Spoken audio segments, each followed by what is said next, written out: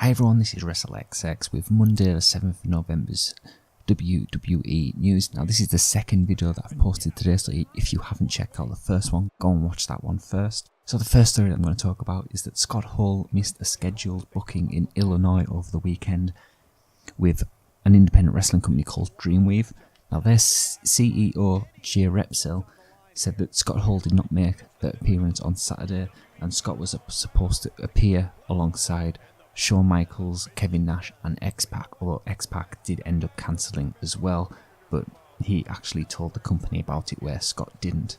So Repsol goes on to tweet that Scott didn't board his flight and hasn't returned any calls or texts, and has reached out to Twitter for somebody to go and check on him. Now obviously Scott Hall is a recovering alcoholic who has recently relapsed. You can see the quotes from just 4 days ago saying that he's not in a good place, but he's in a better place than he was a few years ago.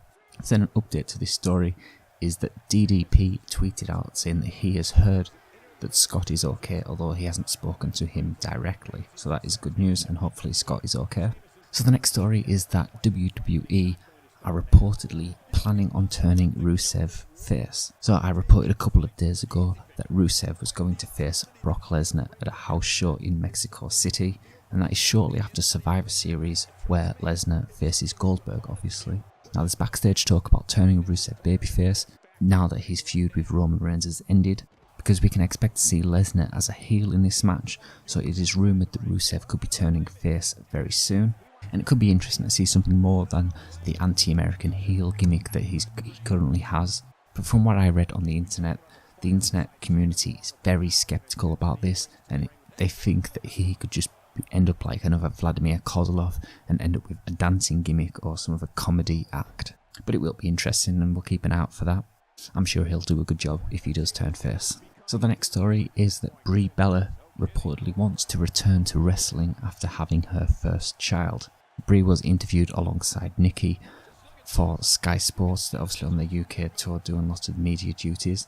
Now Brie retired from wrestling shortly after Daniel Bryan did earlier this year, and her and Daniel are expecting their first child to be born in the spring. But she mentioned in this interview that she does miss it and she does want to return. Now I can't see her returning, especially not full time.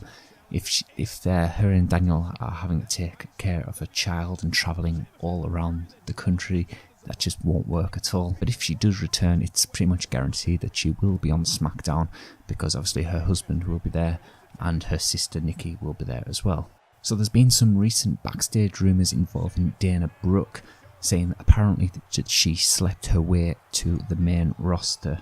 Now this was reported a few days ago, but I didn't report it as there was no real evidence for it and I didn't really want to talk about it. But apparently Dana has heat with women on the roster due to her undeserved push, and it's been rumoured on the internet this is due to her sleeping with influential members of the backstage WWE team. But Dana retweeted a fan account saying that these rumours were proven to be false, and apparently Dana and Dolph Ziggler have been dating for 3 to 4 years, so there's no word on, there's no official word from Dana on this, there's no quotes to assign to her.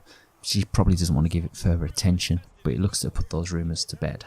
So the next story is that WWE are reportedly going to promote The Undertaker's retirement match at WrestleMania 33. Now it's not a massive surprise, there were strong rumours that WrestleMania 32 in Texas earlier this year would be his last. John Cena was originally planned for WrestleMania 32, but his injury halted those plans by 1 year. And it's likely that Undertaker's final opponent will be either John Cena or Randy Orton. Personally, I hope that it is John Cena, because it's an absolutely huge match that we haven't seen at WrestleMania before, and it will definitely be a good match. So the final story today is that there was some backstage news on the whole Sasha versus Charlotte match at Hell in a Cell and why Charlotte had won. So the decision was changed the day before, and the reasoning behind the scenes at WWE is that they didn't like the idea of Sasha going on to feud with Nia Jax or Dana Brooke next, and they're the only other heels on the roster. So the rumours are that WWE, by giving the championship to Charlotte, can lead on to a big feud with Bayley. Personally, I think it's harsh on Sasha, and I don't like the fact that the title has been switching back and forth between her and Charlotte so quickly, but I think that WWE will go on to promote Charlotte's pay-per-view undefeated streak they sort of mentioned it at Hell in a Cell for the first time, and I think they'll go on and carry on mentioning that in the future. So that is all for the news today, guys. Remember, there was a video uploaded earlier today going over some bigger stories than what are in this video, so go over and watch that one. Subscribe to my YouTube channel, like this video, leave a comment down below, and I'll see you next time.